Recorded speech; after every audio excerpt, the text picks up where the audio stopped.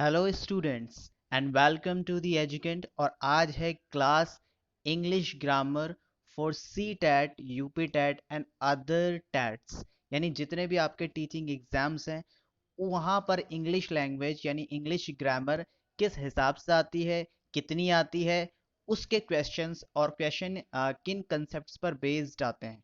तो एक बात हमेशा समझ लेना, इंग्लिश जो लैंग्वेज और ग्रामर जो आपकी यूपी टेट और सी टेट में आती है वो उसका कोई इतना ख़ास लेवल नहीं होता।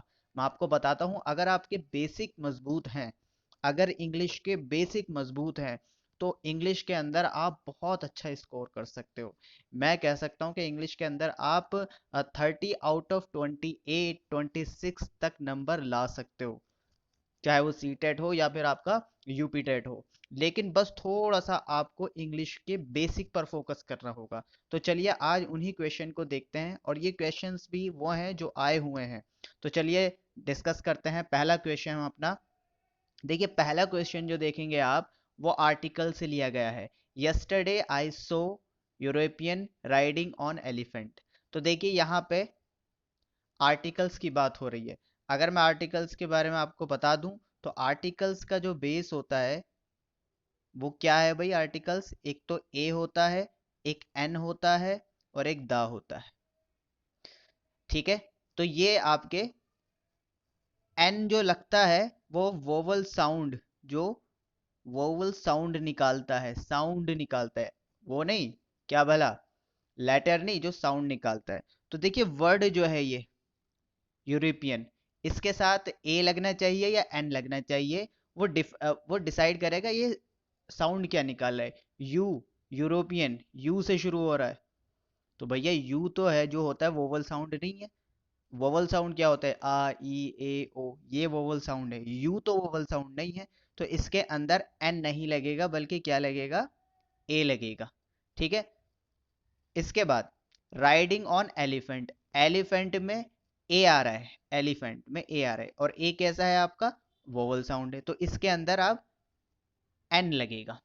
तो यहां लगेगा ए, मैं बता देता हूं आपको, और यहां पर लगेगा आपका एन।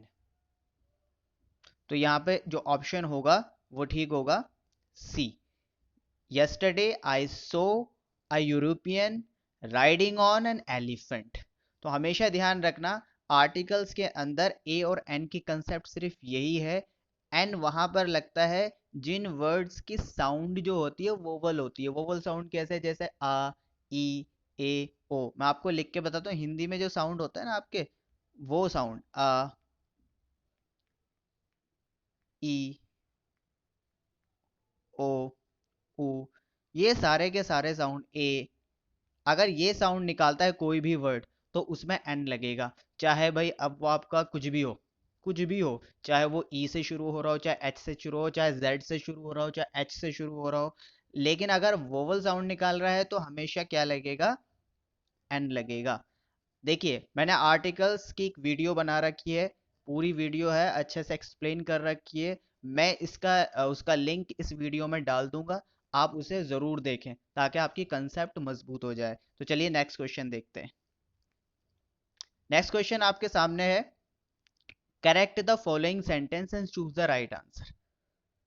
चलिए क्या लिखा है इसमें, प्लीज डिस्क्राइब एन स्टोरी। सबसे पहली गलती तो यही है, स्टोरी में एन नहीं लग सकता क्योंकि स्टोरी जो है वो एस से शुरू होती है, से, और से आपका क्या है, कॉन्सोनेंट है, वोवल नहीं है, तो वोवल साउंड नहीं है तो एन भी नहीं लगेगा। तो यहाँ पे क्या होना चाहिए था, डिस्क्राइब ऑफ द स्टोरी, ये भी गलत है। Please describe about the story, ये भी आपका गलत है। प्लीज डिस्क्राइब द स्टोरी, ये आपका ऑप्शन बिल्कुल ठीक है। डिस्क्राइब टू द स्टोरी, टू नहीं लगता डिस्क्राइब में, तो ये भी आपका गलत होगा। तो आप देखेंगे सही बिल्कुल सी ऑप्शन है। तो चलिए नेक्स्ट क्वेश्चन देखते हैं। नेक्स्ट क्वेश्चन आपके सामने है, अ प्रिजनर वॉज एक्यूज्ड। देखिए प्रिपोजिशन से सवाल आया है। प्रिपोजिशन एक्यूज्ड के साथ ऑफ का इस्तेमाल किया जाता है। A prisoner was accused of murder, accused of murder. मैं आपको बता देता हूँ, जैसे एक वर्ड होता है टायर्ड, टायर्ड ऑफ, ठीक है, सिक ऑफ, बहुत सारी चीज़ों के साथ ऑफ का इस्तेमाल किया जाता है। इसी तरीके से एक्यूज्ड के साथ भी ऑफ का इस्तेमाल किया जाता है, हमेशा याद रखेंगे एक्यूज्ड ऑफ। चलिए नेक्स्ट क्वेश्चन देखते हैं। नेक्स्ट क्वेश्चन है आपका कि भाई द एंटीनिम ऑफ इनोसेंट, इनोसेंट का उल्टा, इनोसेंट क्या होता है आपका? इनोसेंट होता है जो बेचारा बहुत ही कैसे कहते हैं, इनोसेंट, बिल्कुल जिस पर इल्ज़ाम लगाया हो और वो इनोसेंट हो, उसने कोई गलती ना की हो, इनोसेंट हो वो बिल्कुल। और जिसने गलती की हो वो क्या होगा आपका? वो गिल्टी होगा। इसका एंटोनिम डी होगा। तो चलिए नेक्स्ट क्वेश्चन देखते हैं। नेक्स्ट क्वेश्चन है आपका सिनोनिम। देखिए सिनोनिम भी पूछे जाते हैं। तो ये देखें सिग्निफिकेंट, सिग्निफिकेंट होता है ज़रूरी, इंपॉर्टेंट, तो सिनोनिम इसका इंपॉर्टेंट होगा। तो चलिए नेक्स्ट क्वेश्चन देखते हैं। Which of the following words can be plural by adding a suffix? भाई कुछ सफिक्स लग के चीज़ें प्लूरल हो जाती हैं, तो बताइए वो कौन सी चीज़ें हैं? वो ऑक्स, ऑक्सन, यानी ऑक्स का मैं आपको बता देता हूँ, ये बहुत पूछा जाता है, इसे हमेशा याद रखना। ऐसी चीज़ें बहुत पूछी जाती हैं। ऑक्सन जो होगा वो इसका प्लूरल हो जाएगा ई एन लग के, हमेशा याद रखेंगे। और बाकी ये नहीं, ये गलत ऑप्शन है। ये ऑक्स, ऑक्सन, यानी ऑक्स माने, और ऑक्स माने सिंगुलर होता है और ऑक्सन माने इसका प्लूरल होता है। चलिए नेक्स्ट क्वेश्चन देखते हैं अब। Correct the pronoun to complete the following sentence. आपको प्रोनाउन यूज करनी है। देखिए लिखा है this is, this dress is your, our book yours, तो इसका सही ऑप्शन होगा C, this dress is yours and that one is mine. तो माइन और योर्स दोनों क्या है? प्रोनाउन है। और कैसी प्रोनाउन है आपकी? कैसी प्रोनाउन है आपकी? पजेसिव प्रोनाउन, हमेशा पजेसिव, ये आपकी पजेसिव प्रोनाउन है, हमेशा ध्यान रखना इसे। पजेसिव प्रोनाउन में यही आता है, yours, mine, hers, his, theirs, ठीक है, आर्स, सब में एस लगता हुआ नजर आता है, तो ये पजेसिव प्रोनाउन होती है। तो चलिए नेक्स्ट क्वेश्चन देखते हैं। नेक्स्ट क्वेश्चन आपके सामने है भाई, change the following sentence into passive voice. Have the girls asked this question. देखिए कभी कभी क्या होता है ना, पैसिव वॉइस बहुत इजी होती है, लेकिन क्वेश्चन में दे दें तो क्या करेंगे आप? कुछ नहीं करना आपको। देखो हमेशा पैसिव वॉइस अगर आपको करनी है तो हमेशा ये ध्यान रखना, ये फॉर्मूला कभी ना बोलें बी प्लस वर्ब की थर्ड फॉर्म, ये जरूर रहेगा।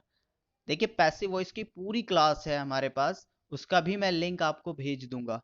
भेज क्यों दूंगा? इस वीडियो के डिस्क्रिप्शन में ही इसका आपको लिंक मिल जाएगा, और आप वहां से पूरी वीडियो देख लेना, पूरी कंसेप्ट आपको समझ में आ जाएगी पैसिव वॉइस की। फिलहाल मैं आपको ये क्वेश्चन बता देता हूँ कि आपको कैसे करना है। देखिए सबसे पहले इसमें ऑब्जेक्ट ढूंढियो, have the girls asked this question, तो दिस क्वेश्चन इसमें ऑब्जेक्ट है, ऑब्जेक्ट है तो ऑब्जेक्ट के साथ, अच्छा दिस क्वेश्चन के साथ हैज लगेगा या हैव लगेगा? आपको सबको पता है कि भाई दिस क्वेश्चन एक सिंगुलर सब्जेक्ट है, तो सिंगुलर सब्जेक्ट के साथ हैज लगता है, तो सबसे पहले हैज आना चाहिए, ठीक है। हैज दिस क्वेश्चन, तो ये हैज दिस क्वेश्चन, ये रहा आपके पास, हैज दिस क्वेश्चन आस्क। अब देखिए हैज दिस क्वेश्चन तो है, लेकिन इसके अंदर क्या नहीं है? बी नहीं है, बी की थर्ड फॉर्म बीन नहीं है, और ये भी जरूरी होनी है, तो ये ऑप्शन आपका नहीं होगा। Has this action been asked by the girl, तो ये आपका सही ऑप्शन, इसका आंसर होगा। इसकी पूरी क्लास मैं आपको बताई, तो मैंने आपको शॉर्ट तरीके से, ये शॉर्ट तरीका आपको तभी समझ में आएगा जब आपने इसका बेसिक पढ़ रखा होगा, तो मैं इसका डिस्क्रिप्शन दे रहा हूँ, प्लीज इसे देख लेना प्लीज, तभी आपको बहुत अच्छे से आराम से ये करना आ जाएगा। तो चलिए नेक्स्ट क्वेश्चन देखते हैं हम। भाई नेक्स्ट क्वेश्चन आपका थोड़ा सा पढ़ेंगे, उसके बारे में बात करेंगे। भाई yesterday two brave children of Gangapur were attacked, were awarded brave hearts award. Brave hearts मिला दो बहादुर बच्चों को। They have exhibited a great spirits of selflessness और करेज, उन्होंने बहुत अच्छा साहस दिखाया, इसलिए Harsh a 12 year old boy saved a little girl from drowning in the river that flows along his village, यानी एक छोटे से बच्चे ने जो 12 साल का था, उसने एक डूबती हुई लड़की को बचाया।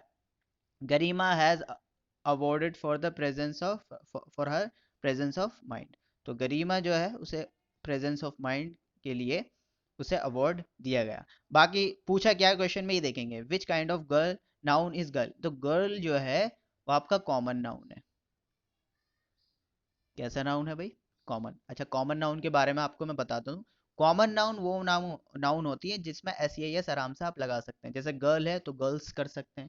और कॉमन नाउन क्योंकि कॉमन होता है, भाई एक बात बताइए, कॉमन इस तरीके से होता है कि मान लीजिए गरिमा नाम है, ठीक है, गरिमा में कॉमन क्या है, गरिमा में कॉमन है कि वो गरिमा तो एक उसका यूनिक नाम है, गरिमा नाम होना तो प्रॉपर नाउन हो गया, हमेशा याद रखना, ये तो प्रॉपर नाउन हो गया गरिमा।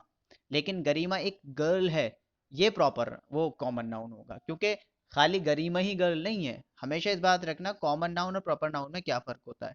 प्रॉपर नाउन जो होता है वो यूनिक होता है, यानी दुनिया में उस जैसा दूसरा नहीं होता। और ना प्रॉपर नाउन में आप एस सी आई एस लगा सकते हैं। देखो गरिमा में गरिमाज नहीं कर सकते, लेकिन गर्ल में गर्ल्स कर सकते हैं। तो हमेशा याद रखना जो कॉमन होता है उसमें एस सी आई एस लग जाता है। तो ये आपकी कॉमन नाउन होगी। बहुत सिंपल इसका आंसर है। नेक्स्ट क्वेश्चन देखते हैं।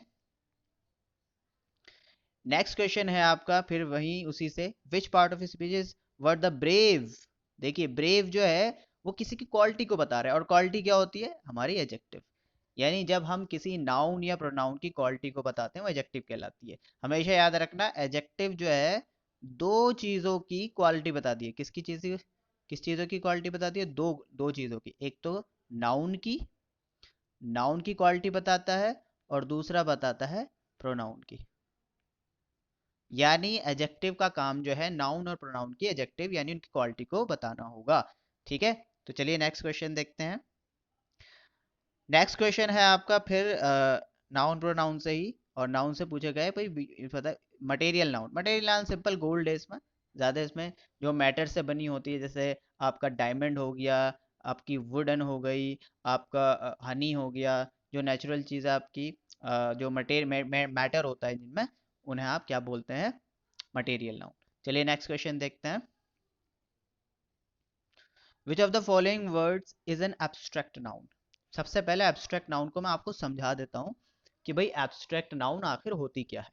देखिए एब्स्ट्रैक्ट नाउन की आपने बहुत सारी डेफिनेशन सुनी होंगी, लेकिन मैं जो आप डेफिनेशन आपको बताने वाला हूँ, मैं बिल्कुल देसी तरीके से आपको बताऊंगा ताकि आपको समझ में आ जाए।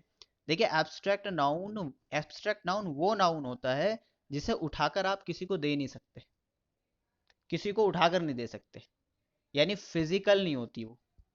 मैं जैसे एग्जांपल देता हूँ, जैसे मैंने लिखा यहाँ पे भाई, ये लिखा मैंने जस्टिस। जस्टिस क्या होता है भाई, जस्टिस होता है न्याय।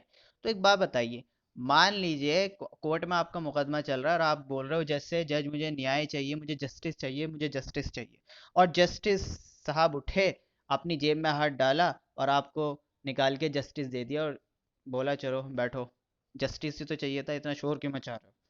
तो क्या ऐसा हो सकता है? ऐसा नहीं हो सकता। जस्टिस कोई ऐसी चीज नहीं है कि जेब से निकाल कर किसी को दे दो। तो बिल्कुल सही, यानी वो सारे नाम जो हम उठा के किसी को दे नहीं सकते जिनका फिजिकलिटी से कोई लेना देना नहीं है।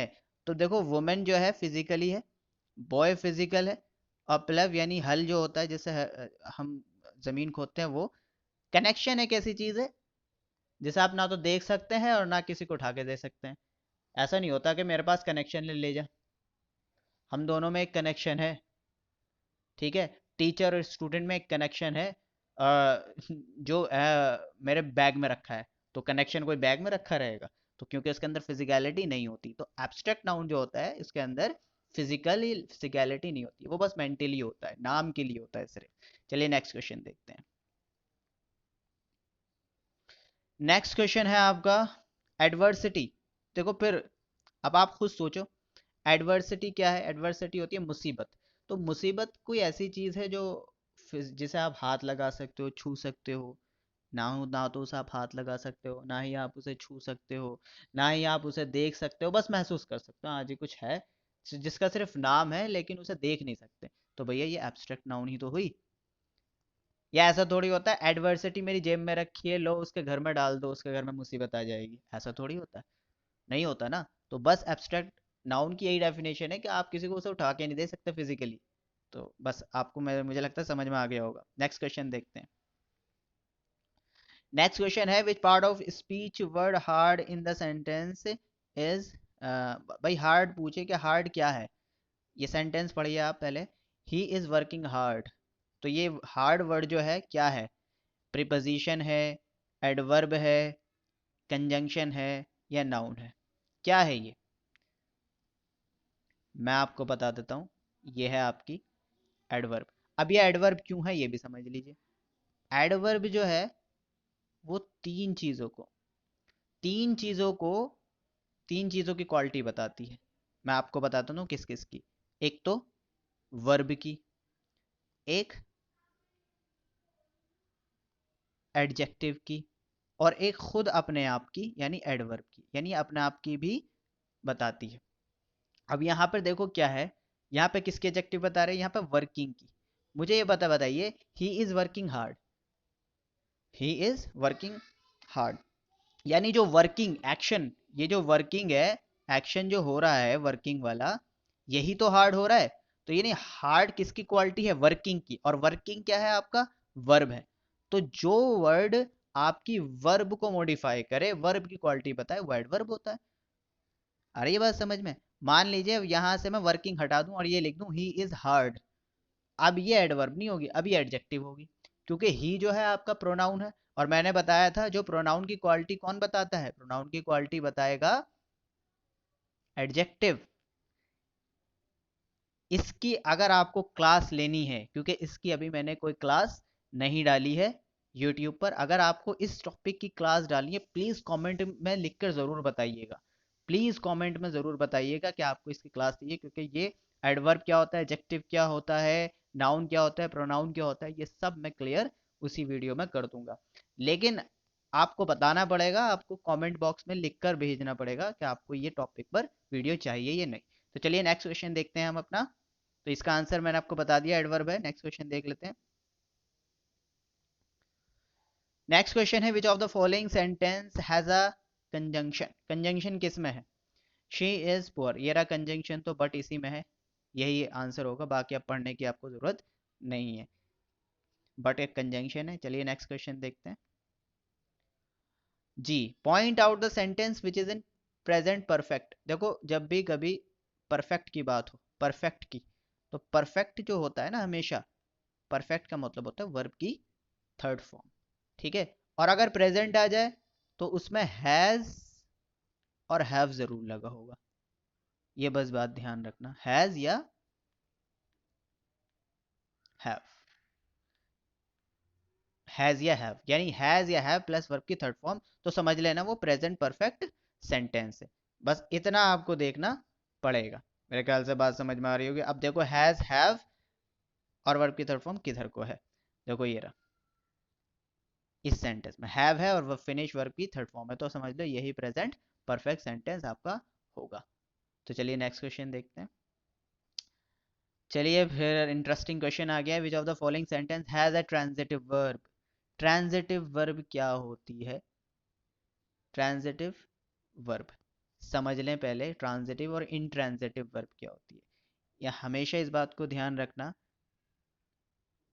वो वर्ब वो वर्ब जिसके साथ हमेशा ऑब्जेक्ट आता है, ऑब्जेक्ट आना उसका ज़रूरी है, वो आपकी ट्रांजिटिव वर्ब कहलाती है। क्या कहलाती है, ट्रांजिटिव वर्ब।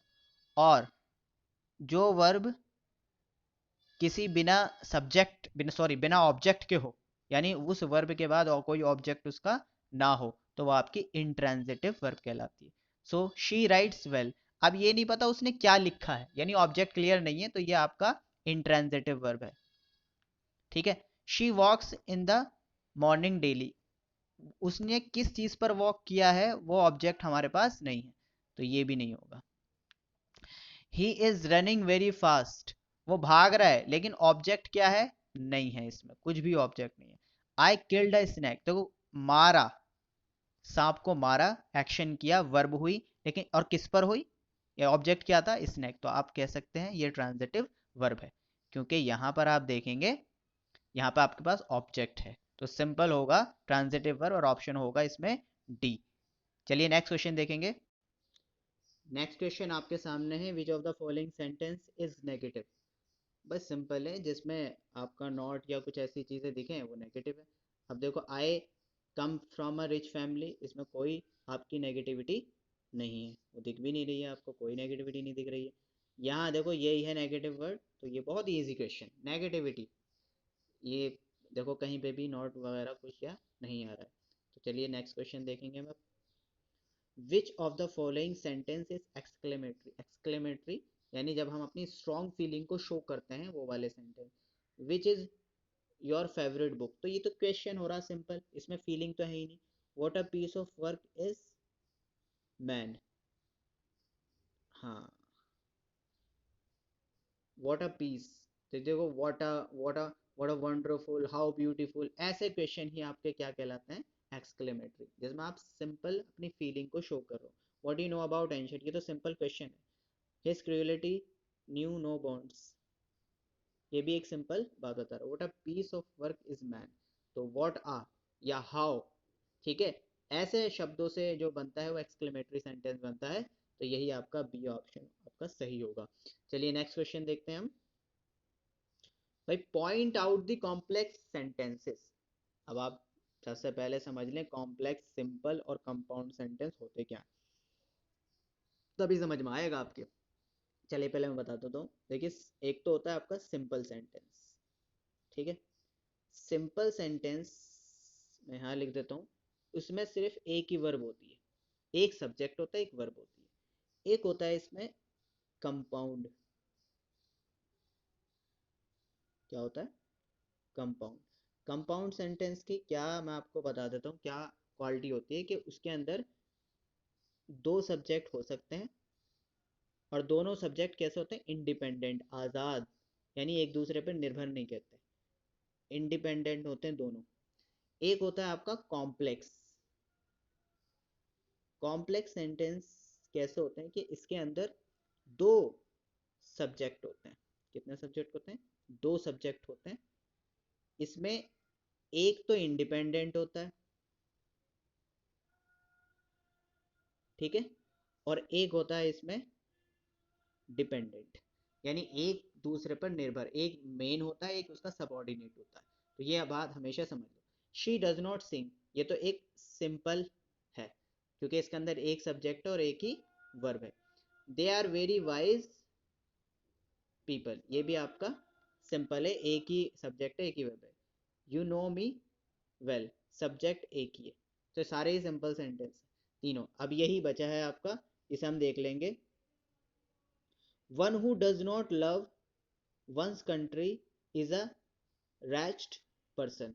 देखिए, अब इसके अंदर दो दो सब्जेक्ट है, मैं आपको बता देता हूँ। दो सब्जेक्ट कैसे, देखो एक तो वन है, वन तो इसमें इंडिपेंडेंट है, और जो दूसरा है हु, जो देखो हु जो है वो डिपेंड करता है वन पर, क्योंकि हु जो यूज हुआ है वन के लिए हुआ है। हमेशा इस बात को अब ध्यान रखेंगे, मैं आपको बता रहा हूँ, हु जो हुआ है वो वन के लिए है। तो आप देखेंगे one who does not love one's country, यानी जो वो आदमी जो अपनी कंट्री को प्यार नहीं करता, बहुत ही बेकार इंसान होता है। तो वन जो है यहाँ पर मेन सब्जेक्ट है, इंडिपेंडेंट सब्जेक्ट है, और हु जो यूज हुआ है वो डिपेंड करता है वन पर, तो वो आपका डिपेंडेंट सेंटेंस हो गया। तो ये आपका कॉम्प्लेक्स सेंटेंस होगा, आंसर आपका डी होगा। तो चलिए नेक्स्ट क्वेश्चन देखते हैं। Which one of the following is a plural, तो मैं आपको बता देता हूँ, माउस और माइस, इसका ये माउस का प्लूरल माइस होता है। नेक्स्ट क्वेश्चन देखेंगे।